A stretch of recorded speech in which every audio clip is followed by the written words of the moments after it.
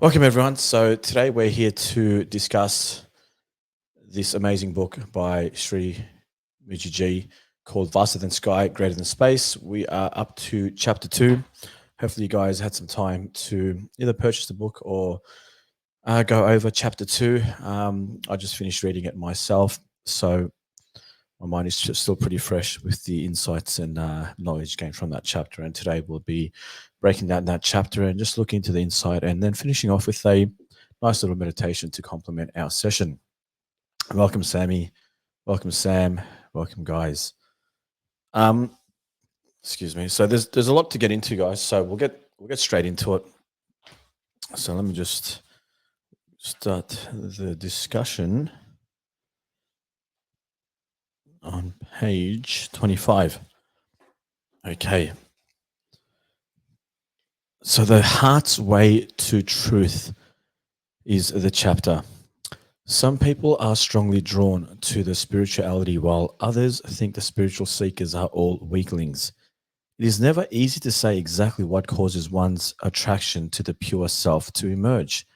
In most cases, this attraction will not lead to a sudden flash of self discovery, but rather to a gradual maturing.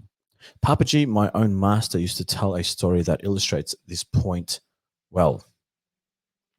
The fisherwomen and the florist. Some fisherwomen were accustomed to walking through a forest to get to the sea. There they would wait for the fishermen to come back with the catch. Then the women would put all the fish into the basket and carry them back on their heads to the village to sell.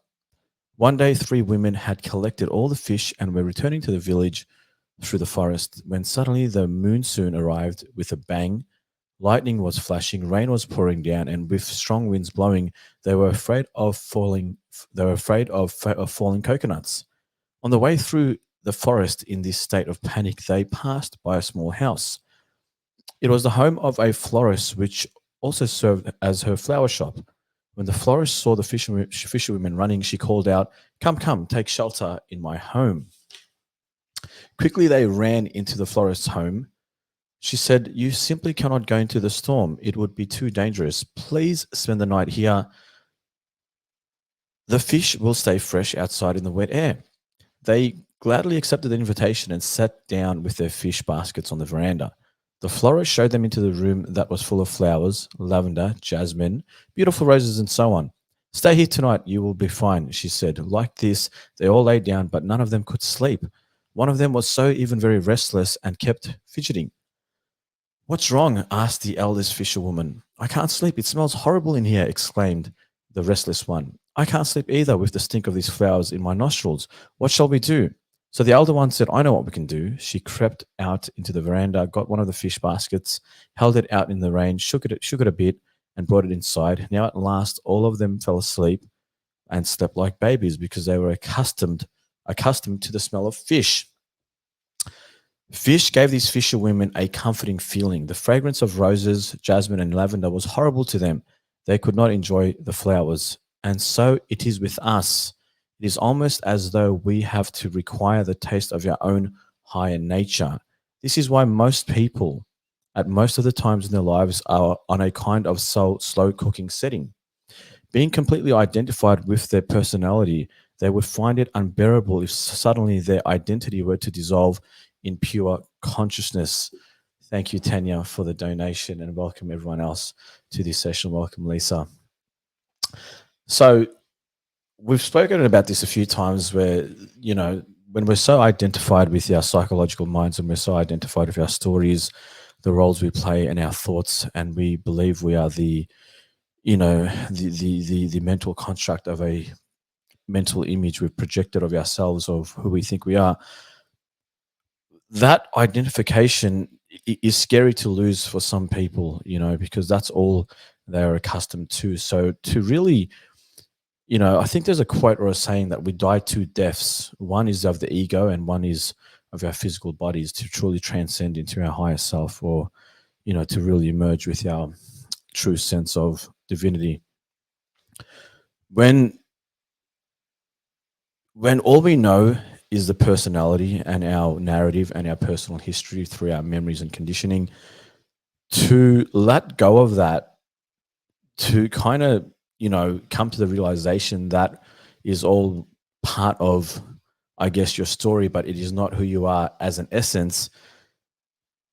That realization it can be very hard to grasp for a lot of people, because I understand that when we're, again, through identification, to really it's really the death of your personal history. It's a death of Oscar. It's a death of the ego, but with the ego comes the conditioning, and if you're not ready to let go of that, if you're not ready to really accept that Oscar's just a personality, Oscar's just the avatar that is encompassing this divine essence, this consciousness, which has no names, which has no gender. It is just the infinite and is part of this cosmic consciousness, so to speak.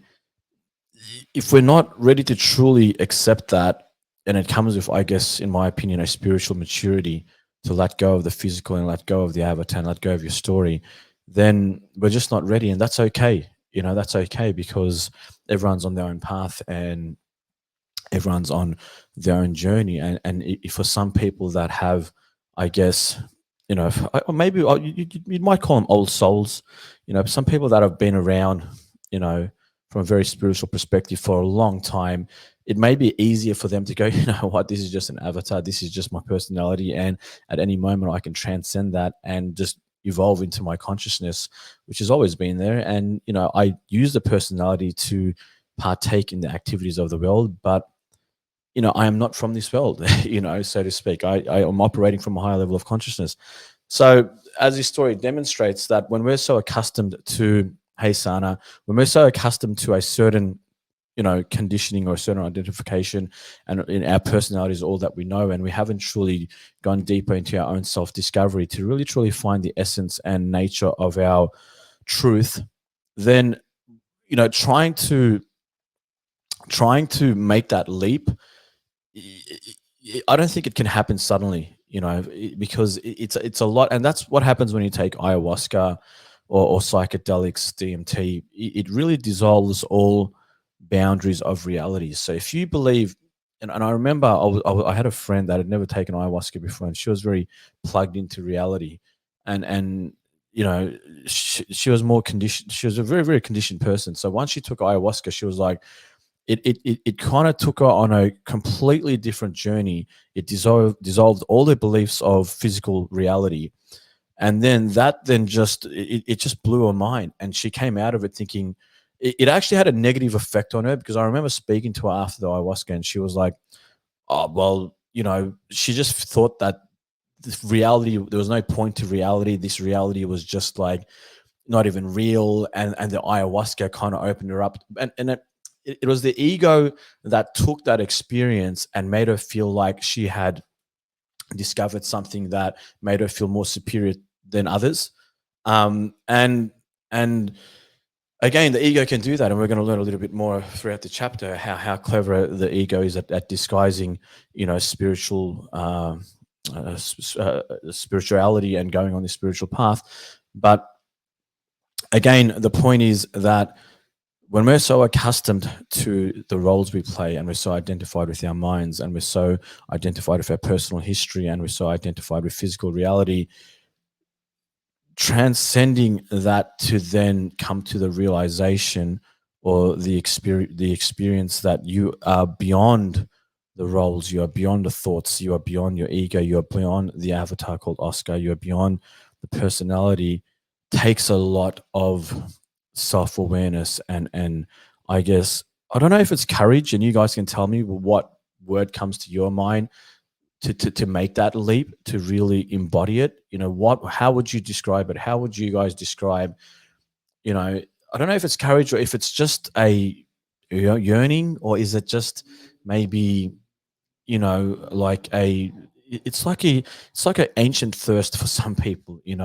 It's an ancient thirst to kind of discover more, and then when they discover the truth, it's almost like a liberation of so much crap that they've been holding on to, and they realize that, okay, well, maybe, I don't have to be so serious all the time.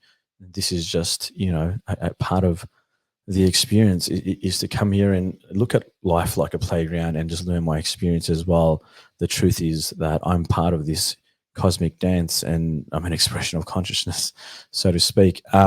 But yeah, very interesting. And for some people, it's very scary to let go of their ego and to let go of their roles. And it's almost like dying mentally. You have to die mentally to then open up your being for this essence and truth to emerge. If you haven't died mentally, or if your ego hasn't died, or if your ego hasn't been, I guess, liberated to a certain degree, then this consciousness within you, it'll be very difficult for it to kind of surface and then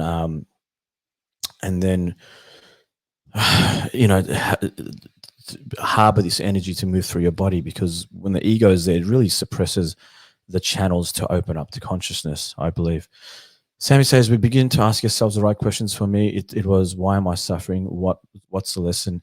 Absolutely. Asking ourselves the big questions is, I think, a great way to go deeper within ourselves. And I think Greek philosophers always used to look, Hippocrates, Pluto, Socrates, they always used to look at the sky and ask the big questions, someone once told me. And, we're all philosophers in our own right. And when you ask yourselves these sophisticated questions, then it really opens up the door to self-inquiry, to self-discovery. So very well pointed out, Sammy. Okay, so moving on, the call for our inner being. The first couple of pages aren't that deep, so I'm just going to scan through it. When you have reached the top of the mountain, the height of your being, you can see all the paths. Some are short and direct, others are long and meandering. All are an authentic expression of consciousness. Now, page 27 and to 28 goes on to tell a story how Mooji met this Saint Michael, and Michael had a big influence in Mooji's life. He wasn't a preacher from the Christian church, because he carried himself with this presence, and the presence that he had really had an effect on Mooji's being. And Mooji, at that time, he was very skeptical, learning from teachers that were very inauthentic in their own expression, as I've learned through this chapter. And even in some churches, he found himself just leaving the church because he thought that the preacher or the teacher just was not teaching from a very pure place. But there was this saint called Michael that really had a really nice effect on his being. And he goes to explain, I started to move my own, but it was all okay because a profound impact had already taken place, and I had begun to speak to God directly. I experienced the most beautiful love affair with God that gave me confidence to move forward, but little doubts would still pop up as whether I had done the right thing in leaving church. So he goes to explain how even though he had left the church, this Christian church, he still had this nice feeling of, the God within himself. And I think that's got a lot to do with his interactions with Michael. And then we go down, and I really love the way he put this at the bottom of page 28. You may like Advaita and Buddhism, or you may be drawn to something else, and that's fine.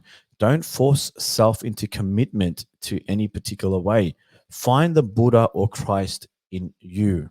Buddha was not a Buddhist, and Christ was not a Christian. Isn't that really powerful? Go to the source. You don't have to go far. You don't even have to take a single step, because it's all here right now. Find this truth, and when you do, you may also find that you will still enjoy and appreciate the various expressions of spirituality. You can enjoy them, but you will now be standing in the very heart of their unity. So I say, turn inward. It is not religion that's calling you. Rather, the call is from your inner being. Your psychological identity may come forward with a little resistance, but if you persevere, you will discover the ultimate truth of your being, the source of true joy, peace, and freedom. So Buddha was not Buddhist, Christ was not Christian. And it's true, Buddhism evolved after Buddha had left his teachings and transcended this mortal coil. But when he was just, Siddhartha Gautama, his real name, and he wasn't the Buddha, he was just kind of teaching, in his own presence.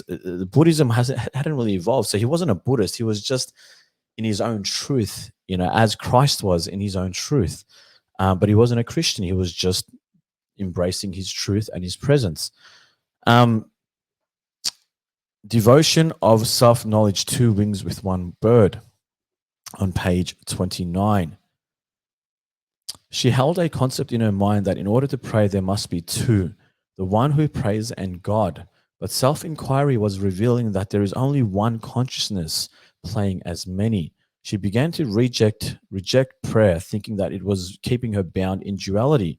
And that's very fascinating because when we pray, if you pray and you put a deity higher than yourself, almost like on a pedestal, so to speak, then you're kind of, I don't know. Someone once told me, I've read somewhere that when you pray and you're praying to something higher than you, it's almost like you're giving your power to that deity and you're kneeling to that deity. Where if you come from a place where you are one, as self inquiry does, where there is no higher or lower, there's just this oneness, and you recognize the God within yourself and the God within others, and there's this equality with all the different, facets of life, then it may become more powerful, opposed to then you kind of becoming this servant and giving this master all this power. I don't know. I just found that interesting. I'm not saying there's any truth in that, but I did find myself meditating on that concept for a little bit. And it does say here, she held the concept in her mind that in order to pray, there must be two, the one who prays and God. But self inquiry was revealing that there is only one consciousness playing as many. This was not an unusual projection when one looks with the mind, but from the place of pure being, praise and hymns to the Supreme are no different from non-dual contemplation. Again, very fascinating. Whether concepts we may have of God, the pure reality of God, is beyond our concept. Whatever concept we may have of God, the pure reality of God is beyond our concept. Very true. Even non believers find themselves praying to a higher power in times of desperation or need, for it is an instinct in human beings to acknowledge this power beyond I and thou. There is only one. Isn't that the truth? How many times non believers or people that may, not be connected to a truth, in times of despair, they're like, please, God, please, God, please. Like, they will pray. It's this innate knowing that there is something more powerful than their own being. So the mind clutches. We are in no position to dismiss God. We are simply not ready or willing to merge into his oneness. If there is an urge within to discover the truth, prayer may also arise spontaneously from a sense of intimacy or trust in the Supreme. So you may find yourself saying, all that I conceive myself to be, I leave here at your feet. Absorb me in you. This is where inquiry and prayer meet. And such a request is so powerful that it cannot be denied. Okay, very powerful stuff. If saying prayers is considered a practice, then it must be transformed into something quite innocent. When a child calls out to its mother, and I love this metaphor, mummy, mummy, it is a call considered a practice. Is that call considered a practice? Prayer is a plea. It's the soul. Its soul is the yearning behind the call. Its soul is the yearning behind the call. But sometimes people may not feel prayer is an expression they can relate to. So if you don't feel called to prayer, I say you don't have to. If the feelings to pray isn't present, but instead there is a strong pull towards self inquiry, know the grace and power to look inward also comes to God. So, again, very well pointed out that it's the intention behind prayer. Like, I personally feel that prayer is a form of meditation. It's no different to affirmation. It's no different to opening up channels and really connecting with a higher truth. I personally like to pray from a place where I look at everything as one, like the God within myself, or my higher self. I don't like to pray from a place where I kind of give all my power to something high. Like, I acknowledge obviously that there is a higher self, but I like to come from a place where that is within me as well. It's not something that is separate from me. It's something that I am an expression of, so therefore I have a direct connection to this greater intelligence.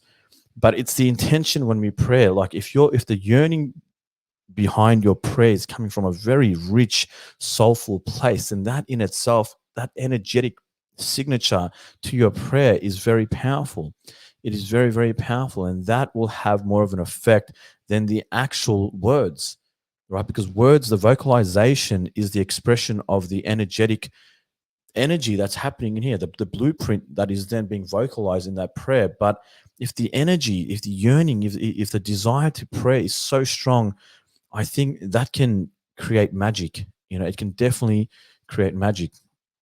Lisa says, I find comfort praying every morning as absolutely. I've been praying since I was so young, and I feel that praying, and I should do it more often. I should do it more often because going to bed every night and being thankful for everything, you kind of leave all regret out the door. So if you wake up or you don't wake up, if you don't wake up in the morning, at least you've said all your prayers at night. I'm thankful, I'm grateful, I love, and it's all out. It's all out. So then whatever may happen tomorrow, it doesn't matter because you have no regrets because you kind of let it all out in your prayer. And I think there's something powerful and liberating in doing that every night.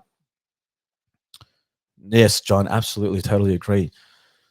Have my prayers come true, Stefan? I like that quote. Act as if your prayers have come true. So yes, my prayers have come true. Because I'm acting and I'm expressing from a level where everything that I've always wanted is coming true, and I'm grateful for that. So, I try and embody the reality I want to achieve tomorrow, today. So, I have to kind of really embrace that. And again, if you really truly feel that your life right now is complete and you're completely in alignment with abundance, success, joyfulness, love, harmony, then the rest will just fall into place because you're already there. Act like if you are already there. That is the secret. And the more powerful you can do that, the more life collapses and kind of manifests into that projection that you are radiating outside into the quantum field. Sammy says we're always coming home, finding ourselves lost and coming back to peace. Absolutely. It's an ongoing process coming from your mind and your heart. The mind thinks, the heart knows. So always coming downstairs to the heart and embracing feeling and vibration. You're home. You're home.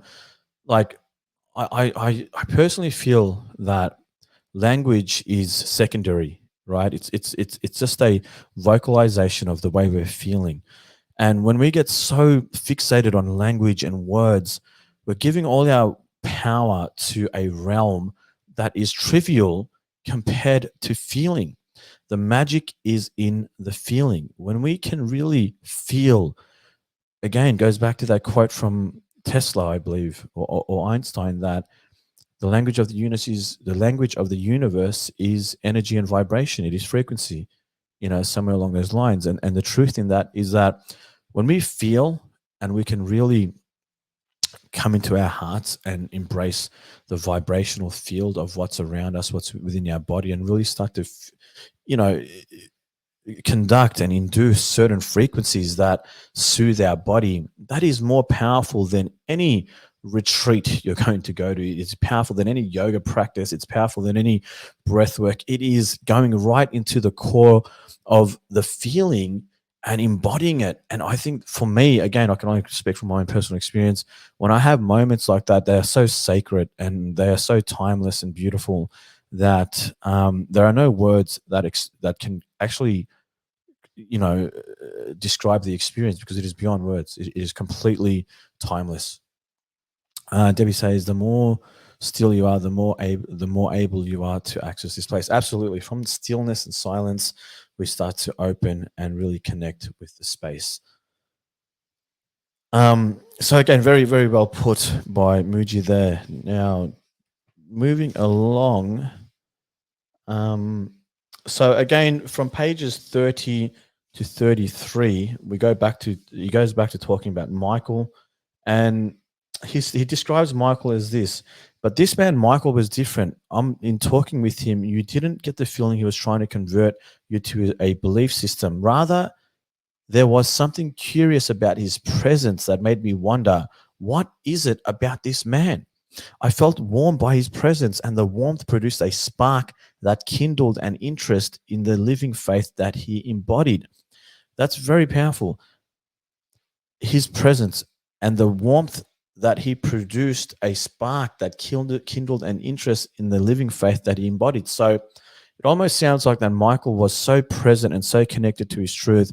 No matter what faith he embodied, he would really have this ability to kind of, you know, kind of embrace it, kind of greet you with this gracefulness. And when you're in this gracefulness, I think people are more open to the teachings and more receptive to what you're saying. But because of his humbleness, he would never push his opinions on Muji. Rather, they'd become a discussion, and it'd allow Muji to kind of adopt that within himself. And I think they are the best teachers in my own mind, are the ones that give you the idea and they kind of let you marinate on it, but they will never, ever, ever push that idea on you, because we're on our own journeys, and anyone that pushes any ideas or belief systems on you isn't authentic, because that's something we have to discover for ourselves. But again, Michael, beyond the Christianity and beyond what faith he had adopted, I think it was just a beautiful saint, that he was just had this beautiful energy and presence about him. And no matter what faith, again, he adopted, whether it was Buddhism, whether it was Islam, I think he'd still have this ability to really, create this space for his interactions where people were very receptive to what he would say. So yeah, it goes on to really talk about this amazing interactions he had with Michael that sparked this energy within Mooji. And this energy that Mooji had, it was beyond the Christianity, it was beyond the religion, it was more of this essence that he was feeling. But at that point, Mooji didn't know what consciousness was. He wasn't using words like consciousness or Advaita, or the absolute, because he hadn't gone to India and he hadn't really discovered Papaji and his teachings. But he knew that he didn't want to be part of a religious system, but he wanted to inquire deeper about what he was feeling through these interactions with Michael, what energy that Michael had sparked within him. And he then goes into a library and he picks up a book by Sri Ramana Maharishi. And it says, one day in the spiritual bookstore in London, I was attracted to a picture of Ramana Maharishi on the cover of this book. His face radiated warmth and light that immediately touched my heart. However, when I opened up the book, my reaction was, whoa, what is this? His words felt very intellectual and noisy to me, so much I actually thought the printer must have made a mistake and put the wrong cover on the book. The picture he made emanated such a profound serenity, silence, and peace, but the conscious instructions of self-inquiry within couldn't enter my being back then. So he closed that book up and he picked up another book by the Gospel of Sri Ramakrishna. And then he goes to reading this book by Ramakrishna. And then he writes on page 35, what I learned later was that Sri Ramakrishna was not only a great devotee, a bhakti saint. Bhakti is obviously a very loving saint, but also a completely liberated sage from the perspective and experience of a non-dual jnana path, the path of pure self-knowledge. This all happened by itself, and something in me just trusted in the process. Something touched my heart and penetrated deeply, and I knew it wasn't an everyday occurrence. It was strong. I just walked in that vibration. So then from here, he felt very compelled to go to India. And hey, Joe, thanks for tuning in. Hey, Michelle. So then he felt very compelled to go to India. He goes to India. However, instead of bringing me to Kolkata, Destiny's Path brought me to meet my master Papaji, who is a direct disciple of Sri Ramana Maharishi. So again, the synchronicities from Mooji picking up the book to then going to India and life taking him on a journey to meet Papaji, which was a direct disciple of Ramana Maharishi, which we've covered on our Thursday sessions. Who am I? And when I was able to see and understand was that self-inquiry is the most direct approach to truth. And it had to be direct because I was very short attention span and am only attracted to what is straightforward, immediate, and simple. I can definitely resonate with that because you know, maybe you guys are the same. Some of you guys is that I don't have a very big attention span unless I'm really engaged in something that is very stimulating. My attention just goes, and I can't really help that. It's just unless it's very stimulating, I just feel very like I don't know. So He describes self-inquiry as the most direct approach to truth, and it had to be direct because I have a very short attention span and only attracted to what is straightforward, immediate, and simple. I really love that. And it goes on, page 36. Whereas Michael helped me open up to God and all the creation through devotion and prayer, starting in 93, which Papaji, I learned how to recognize the self same God in my own heart as well as the world around me. Then for a while, I was drawn to the non dual practice of self inquiry, and that did inquire me to lead. That did inquiry. What did that inquiry lead to discover? Okay, this is really good. I came to see that all are one: prayer, inquiry, God, and self. Whether it's by means or of true surrender or through authentic self inquiry, the result is the same: freedom from the ego's influence and from confines of the personal identity by waking up from the hypnosis of conditioning. From the hypnosis of conditioning, isn't that the truth? Prayer and inquiry, devotion and self knowledge, bhakti and jnana, they are like two wings of one bird, the bird of freedom. I love that line, the hypnosis of conditioning, because many of us are so identified with our personality that we are in a hypnosis of conditioning, and we live in fear. Some of us live in fear because the past is projecting into the future. And when the past projects into the future, we're not in alignment with the present moment. We're not here, we're not now, and therefore we are limited in our creative expression when the past is projected into the future. Very, very, very powerful quote. On the path of inquiry, you may know a deeply contemplative state that lays bare mischievous concepts and that has the power to break them down and zap them. Another time you may reject everything, even the very idea of yourself, and yet another moment you may be praying to the Supreme. Rid my mind of ego and merge me in you. Replace me with you. Then you might decide to recite mantras, but not because you have a checklist of practices to perform. Rather, it just unfolds. All of this is you. It simply arises like this at one moment and then the next. Many attitudes may present themselves along the path. You don't make a tattoo out of any teachings. You accept everything.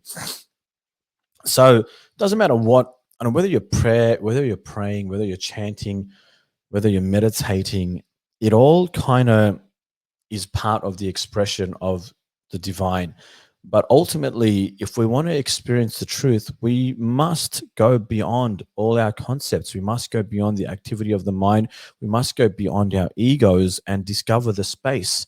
Now, in that space is truth. And anyone that teaches from that space, for me, is something. Anyone that teaches from that space will always deliver information that can directly connect you to that space. And I resonate with those who teach from that space because for me, that is the ultimate truth. Beyond all religion, beyond all our beliefs, beyond all our practices and, spiritual gymnastics, so to speak, it's all being witnessed. They're all activities of the mind.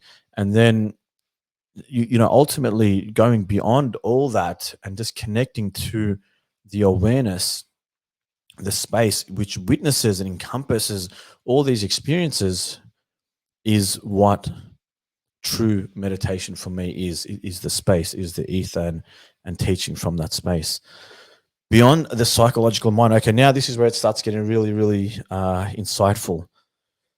We feel that the sense of ourselves as the doer of actions must be in place in order to get things done.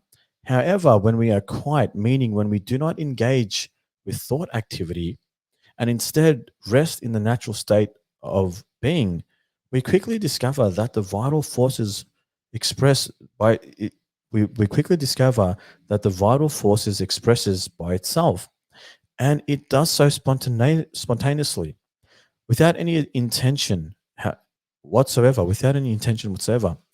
If you truly give this a chance, you will experience the beauty and harmony of life when you are rooted in being rather than doing. Before the mind may have had much more influence, if it said, "Come, let's go," you went. If it warned you, "Don't go," you stayed put. It was as if your mind's a servant. But as you merge even more into the unity of the heart, the psychological mind's voice will become but a distant murmur.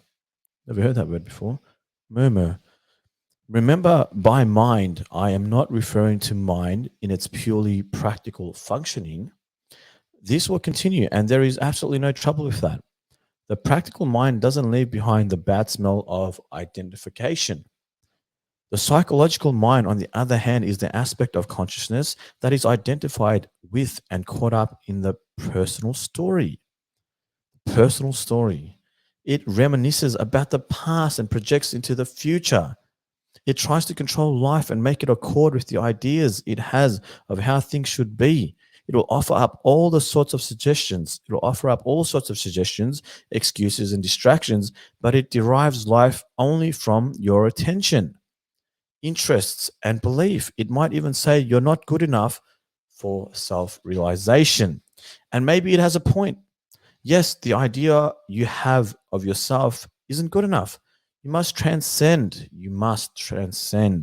the personal aspect of mind if you want to be free. Notice that the mind would suggest, and most important, notice to which I, the mind, speaks. Who is the mind speaking to? Is it addressing the true self? For the woman who was struggling with prayer, when it was when in her was capable of observing the listening, the sense of unity, and the increasing of self, the sense of duality, when she prayed.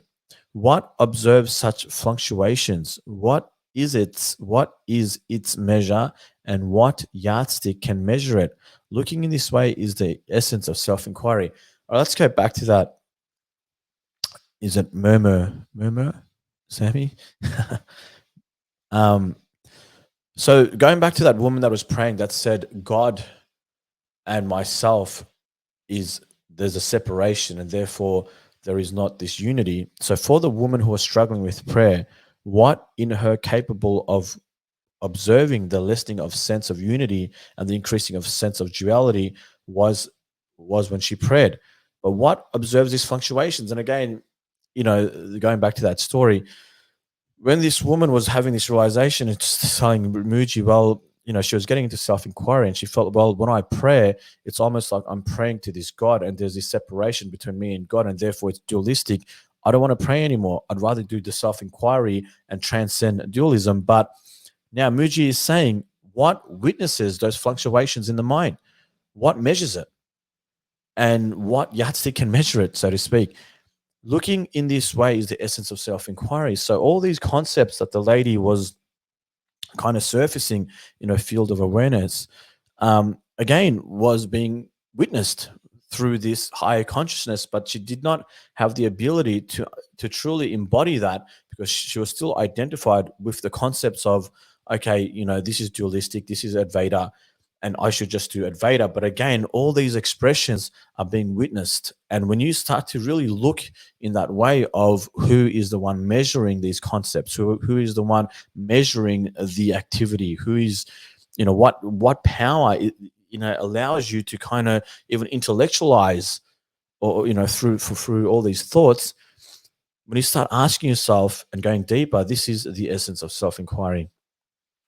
Your subconscious is programmed from experiences as a child and will always replay the past. You can reprogram the mind through stillness and meditation. Absolutely, John. And this is the science of neuroplasticity, which we can talk about in another session, which I love talking about actually.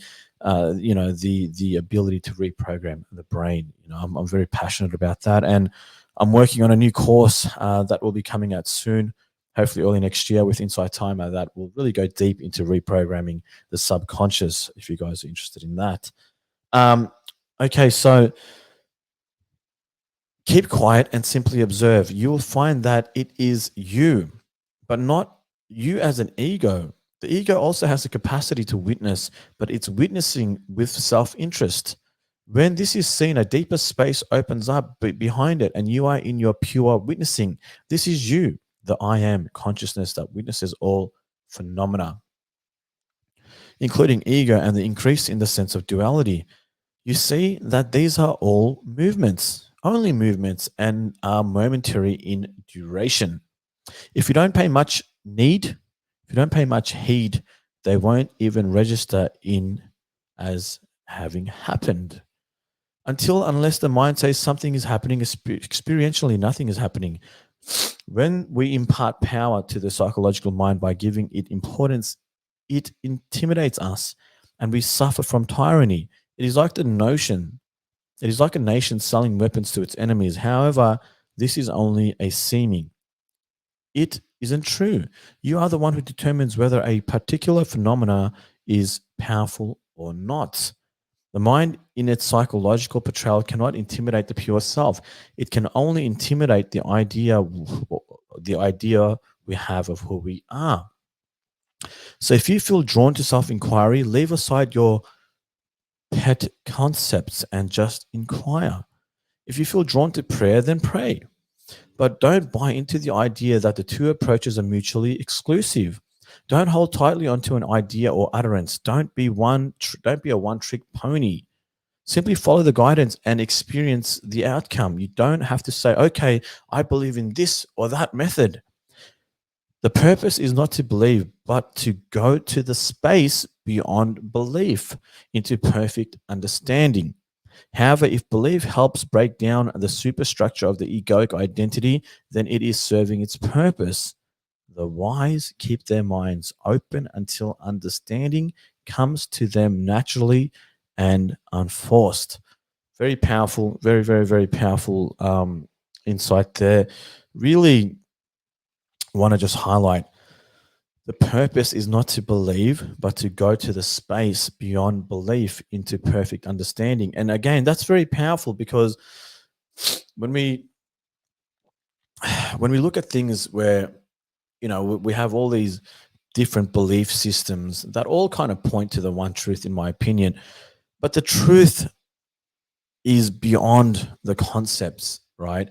Conceptualization, intellectualization, having all these different opinions and perspectives are all witnessed, are all encompassed in the space, right? In the space. And the wise, the truth. And when we kind of come to a point when we realize that language is just an expression of feeling, and we're all kind of trying to describe this sense of feeling, that because we're all connected to the truth. Like, there's no difference. It doesn't matter what color you are. It doesn't matter what religion you are, what gender you are, whatever. Doesn't matter. All these things that are physical does not matter, and doesn't matter what beliefs or what concepts you're kind of invested in. It does not matter, because the truth is that we all, on an innate level, feel this connection to consciousness, because we are consciousness. We are connected to this ocean of consciousness through spirit, if you like. And because we all feel it on the most innate level, and some people are more open and more intuitive to this feeling, I believe that we're all trying to describe on some level a feeling that is within us. Some, the feeling is more dominant than others. Some, the feeling is so strong that they end up becoming big preachers and big teachers and all that kind of stuff. But we all, on some level, feel it. And when you're quiet, when you're still, when you're open, when you meditate, when you do breath work and some practices, this feeling becomes more dominant. But again, connecting to the feeling without the narrative is a lot more powerful than kind of trying to define it and regurgitate it through words, and trying to express it through words, because that's only devaluing the experience of this feeling. Because again, we are vibrational beings before we are physical beings. So when we kind of embody the vibration within our being that is connected to this consciousness, and we can stay there without the analytical mind, or without the narrative, or without the inner critic coming in and kind of trying to talk about it or intellectualize it, it is more powerful. So we stay in that space, and we kind of use the metaphor, who is the one witnessing, who is the one being aware of this, and allow that affirmation to take you deeper and deeper into that feeling. And when you can really stay there for I guess for a certain amount of time, then the utterance of the mind becomes very distant. The utterance of the mind becomes very distant, and the feeling in the body becomes more dominant. And then this is where transformation and magic happens, because now you are more energy than particle. Um, where am I now? Okay. The heart's way to truth.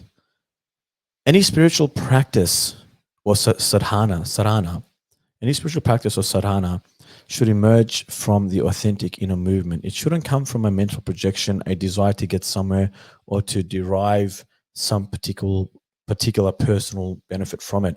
Sadhana should not be done mechanically. Some spiritual practices are time consuming and complex, while others, like self inquiry, are direct and immediate, each to suit the temperament of the seeker. Some seekers enjoy the journey of spirituality, but may secretly be afraid of reaching the destination, while others are tired of practicing and they just want to discover the truth. The latter attitude, that of immediacy, is alive. I like it when people have the sense of urgency, it is because that is when the miracle of existence can begin to reveal itself. I am speaking directly here because I don't want to put anything between the seeker and what is sought. Wherever there is space to point to the truth directly, I will take that opportunity. What we imagine to be obstructing our journey to truth is not ultimately real, because we are truth. I know that is not easy to grasp. This is why we have a strong belief in our identity as a person seeking truth. But there is nowhere you need to find truth. Where are your efforts going? What are they trying to accomplish? The truth is the very same as the one who perceives the effort being made. Again, very powerful. The truth is the very same as the one who perceives the effort being made. When you grasp what I'm saying, you will see that all efforts are being expended just to try find the one who is watching the efforts. Isn't that a paradox? When you grasp what I'm saying, you will see that all efforts are being expended just to try to find the one who is watching the efforts. Again, goes back to that Rumi quote: what you are seeking is where you are seeking from. While some practices may benefit the physical and energetic body, it is mainly the mind that likes performing exercises. It wants to be the one working on vasanas, moving through the chakras, doing the breathing exercises, applying blue lights and crystals to cleanse the aura. It likes to be engaged and in charge, and in such efforts make you feel you are doing something to attain self realization. But let me tell you now, abandon the idea you can practice your way into enlightenment. The idea is a trap and reinforces the sense of being a person. Wow, that is powerful. But let me tell you, abandon the idea you can practice your way into enlightenment. The idea is a trap and reinforces the sense of being a person, a personality. Mostly we are in partnership with the mind instead of hiring it as our employee. And this allows to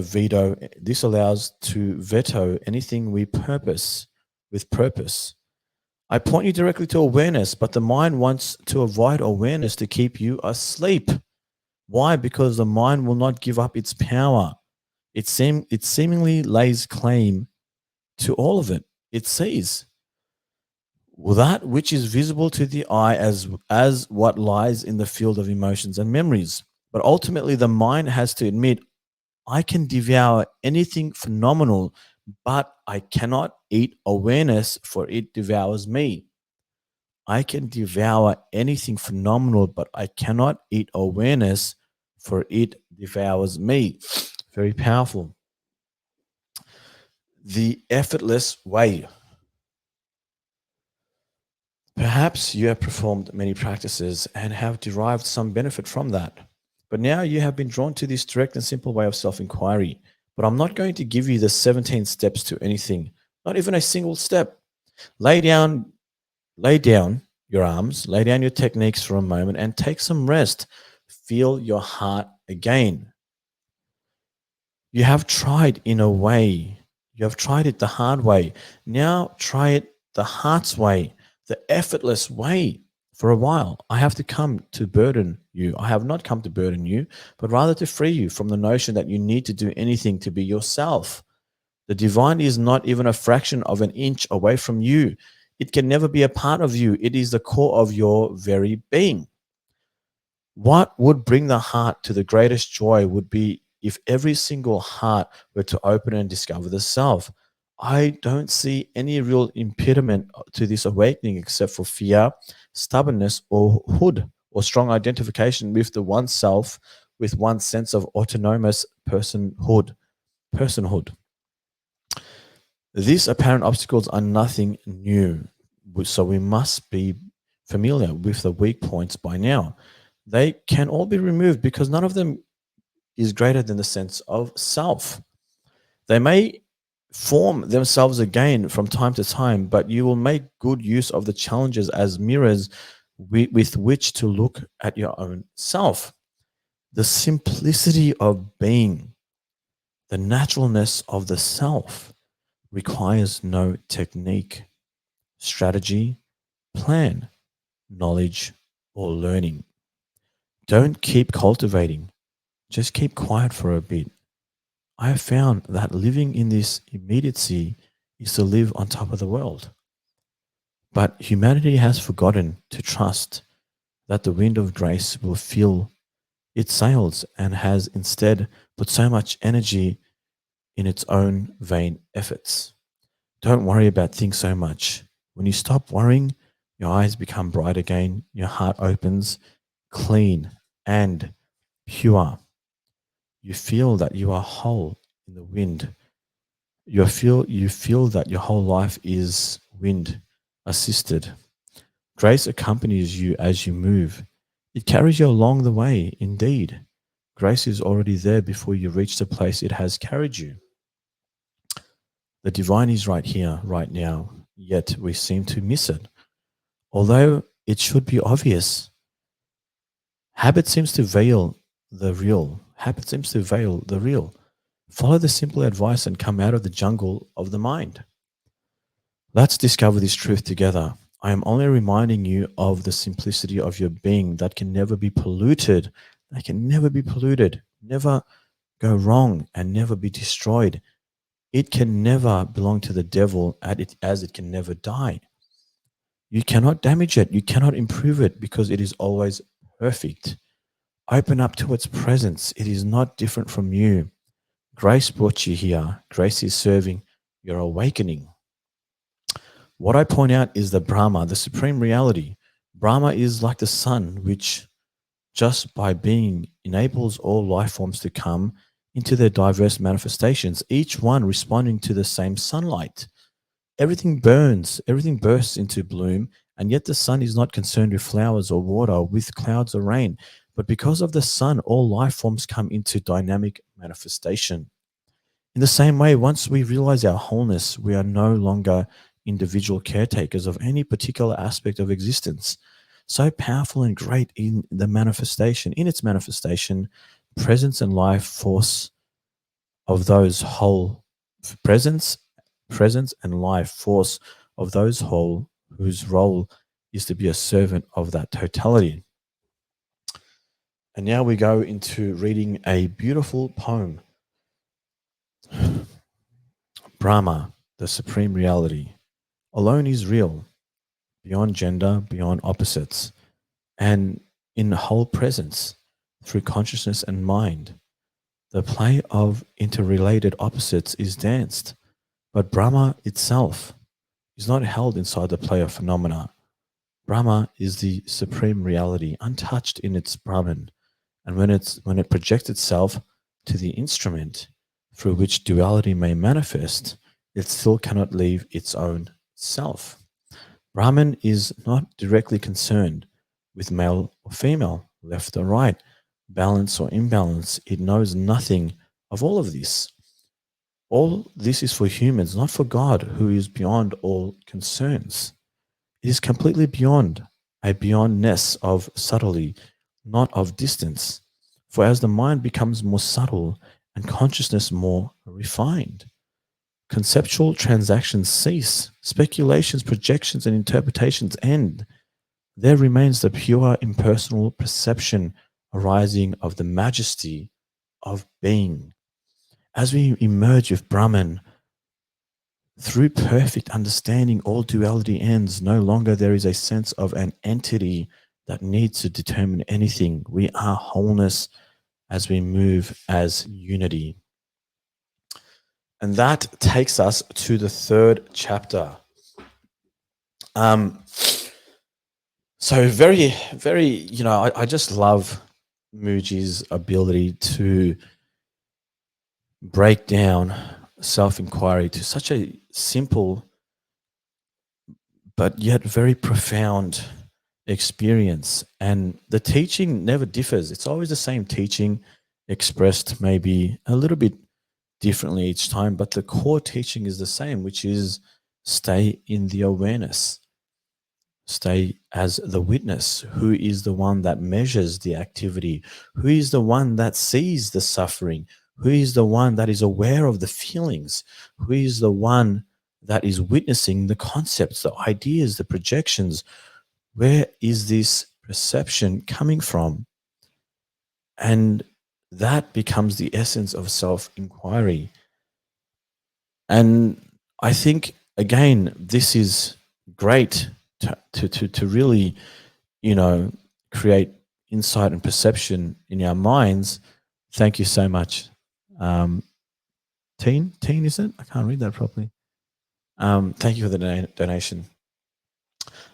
So it's great to theorize about it and to really, you know, build insight within our own understanding and perception. It kind of opens up our perception. It expands our mind to want to know more or be open to more. But I feel that we must experience this level of insight. So let's do a meditation to not a very long meditation, just a short meditation to complement everything we've learnt.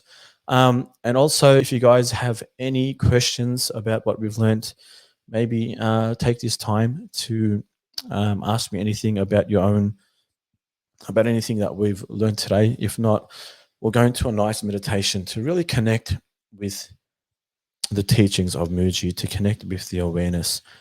As there should be no effort. We don't need to practice any mantras. We don't need to practice any yoga. We don't need to do anything, any sort of practices. These are all effort, right? These are all effortful. So what we need to do is we need to just connect with our consciousness and connect with what is. So let's go into a nice meditation. So I ask everyone to sit in a meditative practice. And before we get into the meditation, we should do some breath work. I wouldn't mind doing maybe let's do 30 deep breaths. Okay, 30 deep breaths. And we're going to do the balloon breathing. So we're going to breathe through the diaphragm. Okay. So the way we do balloon breathing is we start from the diaphragm and we bring it up to the chest.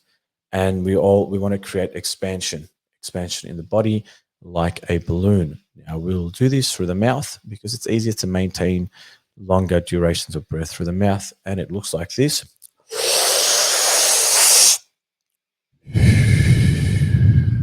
So we'll breathe in for around 2-3 seconds and out for 2-3 seconds. If you've never done any level of breath work, maybe you just want to go to 10 breaths, or if you kind of feel overwhelmed after a certain amount of breathing, then just go back to your natural breath. And after we do the 30 breaths, we'll just guide you guys into a really nice meditation to end the session. Okay, so sitting comfortably in any meditative posture, let's go into our 30 breaths in 3, 2, 1.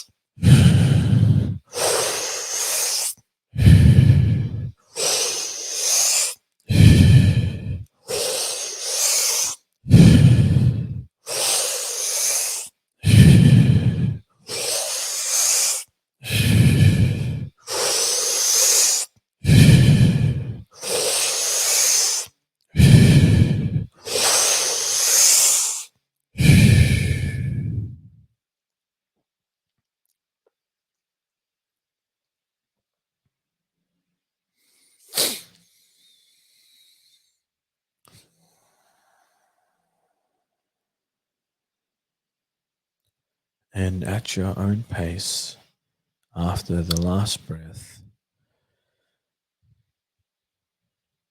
just take a moment to feel the energy in the body.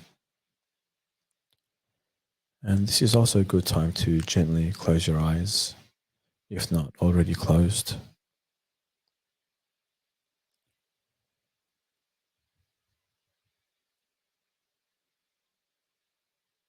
And we start to channel our attention inside the feeling of the body.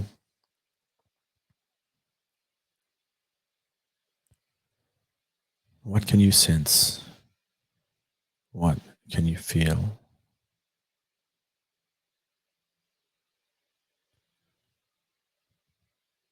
And again, there is a background awareness, a witnessing to this feeling.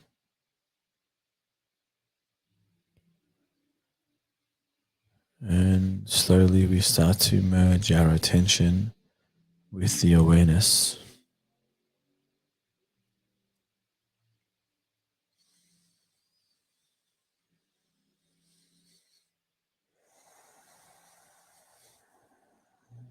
And we allow our being to be quiet and still, inviting the feelings of peacefulness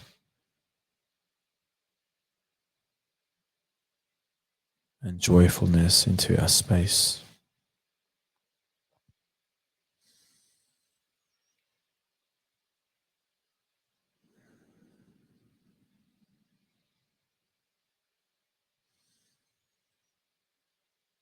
And this is a very effortless witnessing, and it requires no effort whatsoever. Just becoming aware of our natural state. Just a timeless state of presence. And we just feel, we feel the animation that is in the body. But as we feel, we inquire through self inquiry who is the witness of this feeling.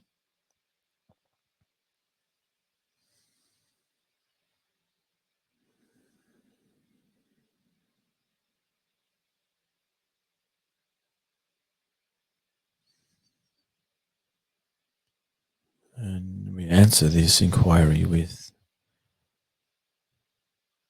our body through experience, not through the intellect. We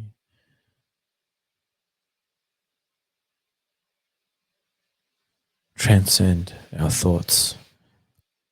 We give our minds a vacation and we go deeper into the energy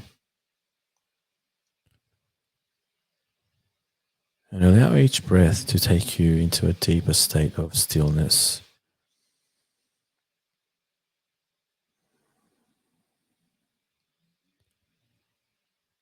And just be aware that there is this background awareness that is witnessing the breath, that is observing the energy in the body.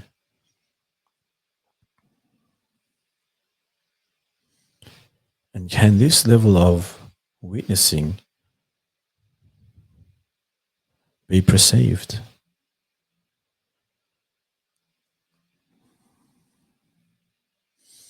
So, whatever arises now into your field of experience, understand is witnessed. There has to be a witness.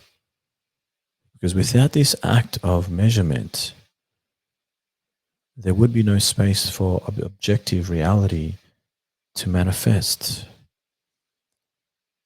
And our aim is to discover the subject.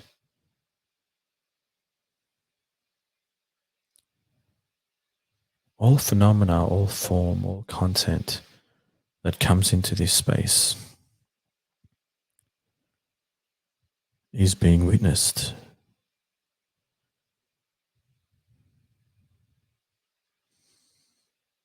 Your breath is being witnessed. Your thoughts are being witnessed. The feeling in the body is being witnessed.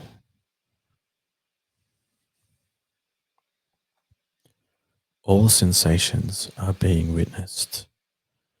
Pay attention to the witness.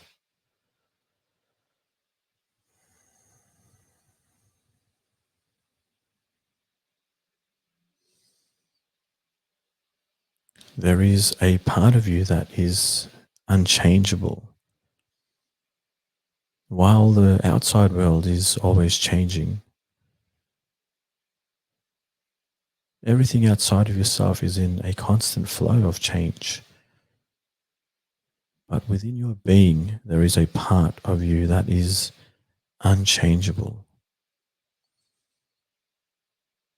that is permanent, eternal, and infinite, while the outside world is impermanent, finite, and limited. But within you is the limitless, the awareness.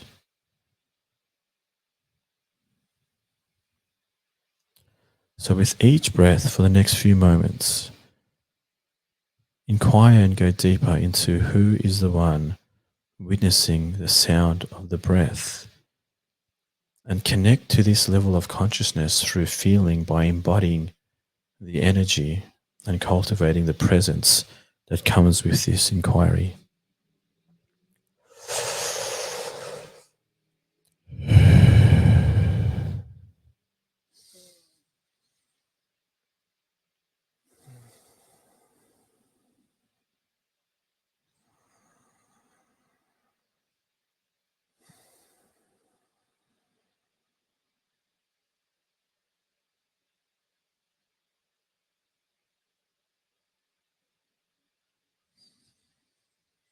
And anything that surfaces, just simply allow it to be and don't touch anything at all. Allow the activities of life to manifest, but stay open, observe, and allow life to unfold as it will without the interference or the interaction of the mind.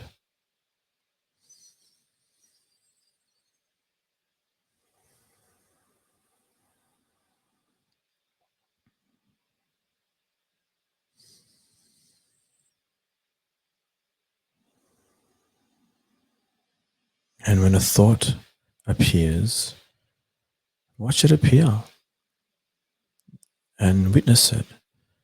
Do not identify or resist. Just allow it to be, and it will come and it will go.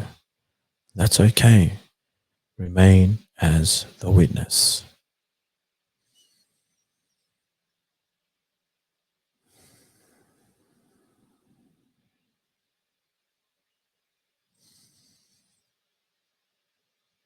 And when you find this feeling within your being, meditate on this feeling and go to the core of this feeling.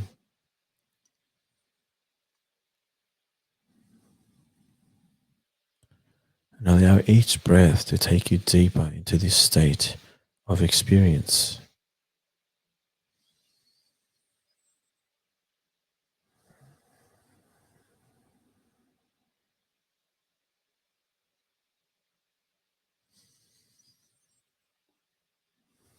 Simply surrender to this now moment. Just letting go and feeling the body, feeling your essence.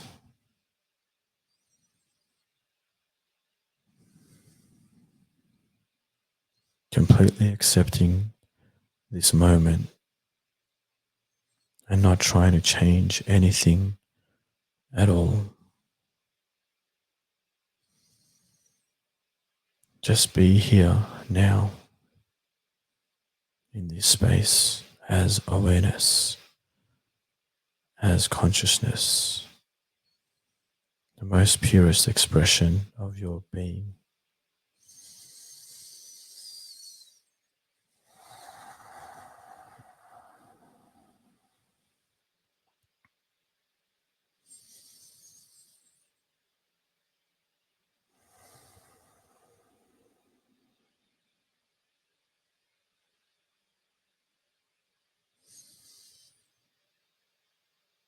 And be one with this moment. It's completely blended in with your environment, allowing this experience to move through the body without any obstructions or interpretations, just an openness, spatial awareness. Just allowing my words to move through the body without identification. Stay open, observe, and pay attention to the witness.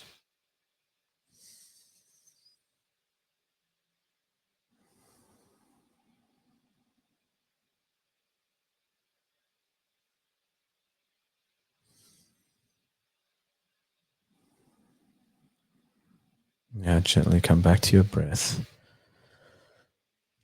Taking some deep breaths.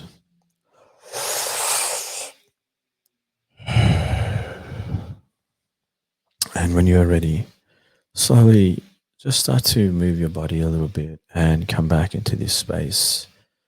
Just move your toes and your hands, and at your own time, gently open your eyes.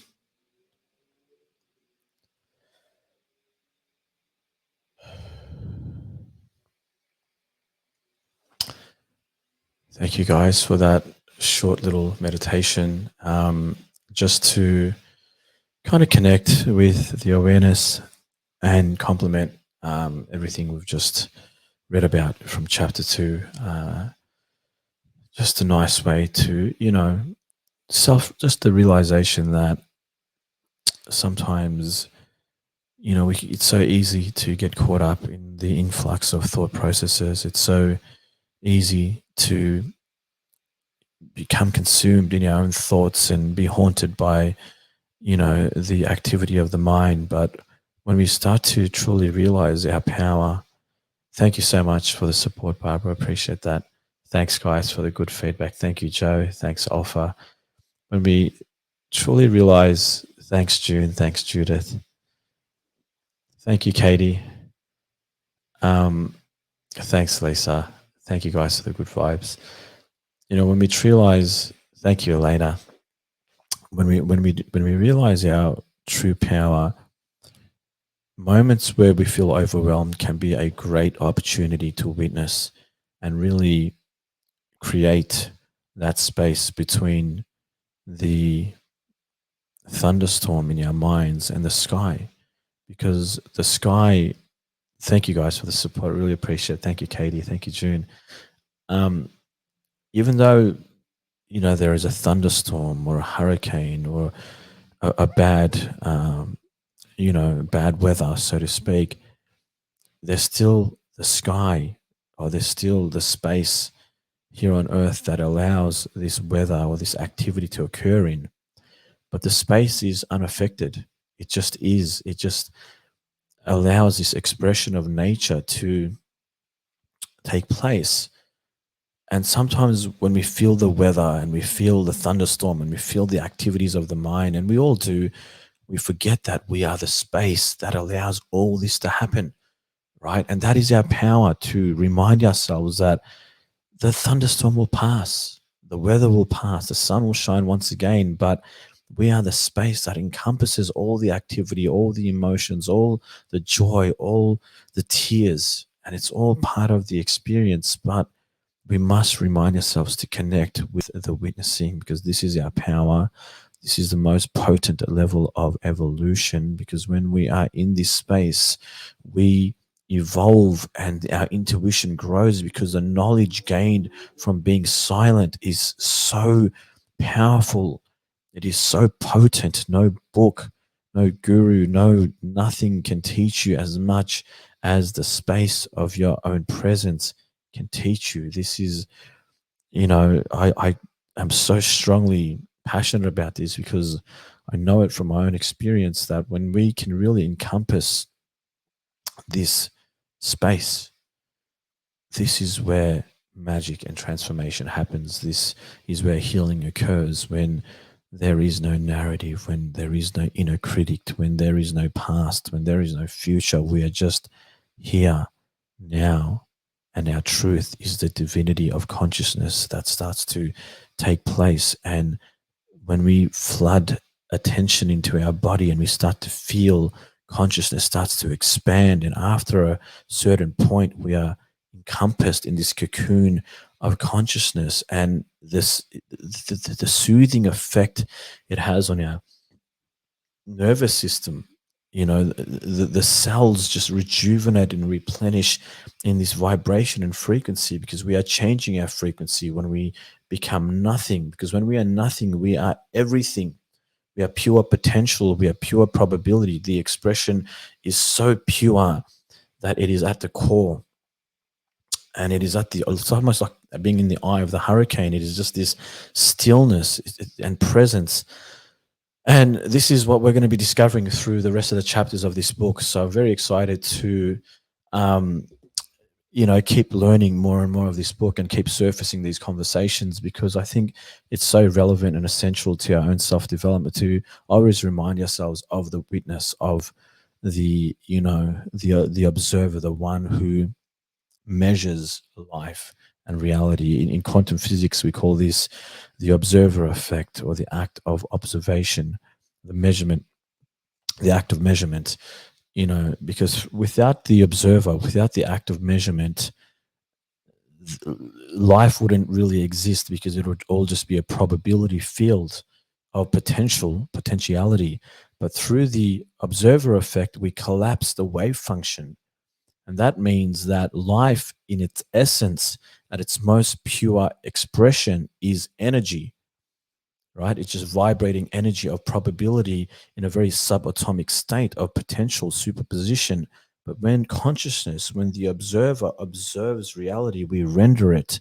It goes from being in a non-local position to a localized position. We condense reality into our experience through our act of observation. We collapse the wave function from a wave to a particle, and that is the dance and connection between consciousness and matter. We are so interconnected with the world around us. It is so powerful when we realize what power we are encompassing in our being. We are not just these physical beings walking around, having this, 3D experience. This is just a limiting level of perception. We are limitless beings with this infinite level of potential and consciousness, just harboring this body, encompassing this avatar for a certain amount of time to become experientially rich. But in our most deepest, purest expression, we are creators. We are creators of life. And when you're not creating, you're living in a state of survival. And when you're living in a state of survival, you are the particle, you are not the energy. So shifting from being a particle to energy is transversing that energy from survival to creation. And when we start to create, we wake up magnetized, and life, we're just in alignment with life. And a funny thing happened to me, because I'm very superstitious. I'm very superstitious. I believe that when I am connected to life, it gives me signs. And anyone that has been following this channel, you guys know how superstitious I am. So when I know that I'm on the right track, I believe life gives me signs. And I always ask myself, to the observer, give me a sign today that leaves no doubt in my mind it has come from you. Right. And I learned this from watching What the Bleep 10, 15 years ago. To the observer, give me a sign today that leaves no doubt in my mind it has come from you. And when I get that sign, I'm like, oh, yes, give me another sign. And I start to train that connection that I have with life, because there are unseen forces beyond physical reality that are there. Whether you're aware of it or not, they are there. And the more you're connected to these forces, the more you are strengthened to communicate with these forces. And people that are clairvoyants and people that are very awaken, they are very connected to these forces. But we all have that ability. Every single one of us has that ability, just depending on how strong your ego is and how open your channel is, might limit the connection you have with this. So anyway, I ring up this place and I'm trying to make a booking, and it was such a random booking and this and that. And anyway, the lady goes, "Oh, what's your name?" And I said, "Oscar." And she goes, "Can you spell that?" And I said, "OSKA." And she goes, "What's your surname?" And I said, "Phoenix." She goes, "Oh my God, my son's name is Oscar Phoenix." She goes, "I'm getting chills."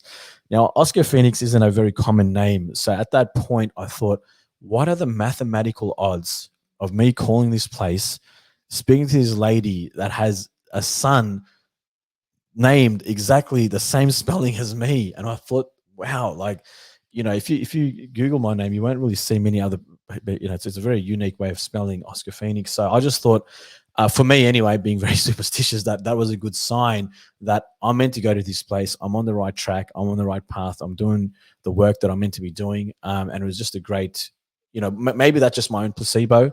But mathematically, little signs like that really make me feel like, okay, well, I want more signs. Like that was a great sign. Give me another sign. That was really mind blowing for me. So I'm actually going to go see that lady tomorrow, and we're probably going to have a conversation about her son's super cool name. But yeah, just one of those stories that kind of make me feel that when you're on the right track, when you're doing the work and you're connected, life will respond to you. And again, maybe it's my own superstition or my own placebo, but that's what I truly believe. Lisa says it helps loads. It helps loads with me at with my thunderstorms over the minute. As thought, my dad had cancer as he had tests, but had a stroke 7 weeks ago. Deep blood clot and vessels blocked 58% in his neck, and now has sepsis. So doing the work has made me anchored and in the now, and pulling me back to keep me. Forces are pulling me to keep me strong. Thank you for sharing that, Lisa. And again, my heart goes out to your dad. Going through this experience and journey, and really, really amazing for you to stay connected and just be open to the forces. And again, you have to keep strong. You have to keep strong. No matter how hard life gets, it is very important to stay connected to your truth and to stay strong, because you don't, especially when one person is suffering, you don't want that experience to create two people suffering, because that's not a win for anyone when two people truly suffer from one person suffering. I mean, yes, you have to have compassion, you feel as humans, but we have to stay strong. We have to stay strong through the hardest times. So sending my blessings and good energy to you, Lisa, and thank you for sharing that. Yeah, it's definitely not. It's definitely not. I've witnessed that in my own life with my brother's first daughter, little Sierra. She had a life-threatening disease. She passed away at 13, 14 months. I think it was Sanchos, a protein that stopped the brain from developing. But seeing her deteriorate and come to the inevitable it's heart-wrenching. And and I remember sitting to my brother one day and I said to him, look, sometimes in life a little angel has to come into our world for a short amount of time to make us realize how precious and valuable life is. And that's the sacrifice little Sierra did, is to come into our life for that short amount of time. It would be very selfish to hold on to life that doesn't want to be here. So her being liberated into the next incarnation is a beautiful thing. And the lessons that she's taught us is very valuable and very precious in the short amount of time she had on this earth. So even me being here now, expressing that conversation to you guys, is still a testament of her short-lived life, which brings me much joy, because I think that is a blessing in itself. And it's very important to stay strong and to maintain a healthy perspective no matter what happens in life, because that is what is going to make you win at life. You know what I mean? Because that doesn't make you a good person or bad person. It just makes you kind of navigate through your emotions in a very open way, in a very spacious way. It is my daughter, Carrie. It is my brother's first daughter, little Sierra, and now we run a company called Sierra Homes, and we're finally getting to a level. The company is going to be very, very successful, and it's a testament to her. So she died at 15 months, a long time ago. No, it's okay. You don't have to be sorry. Again, the lesson from her short-lived life was that sometimes an angel has to be manifested into this world to make us realize how precious and life is. And that's exactly what she did.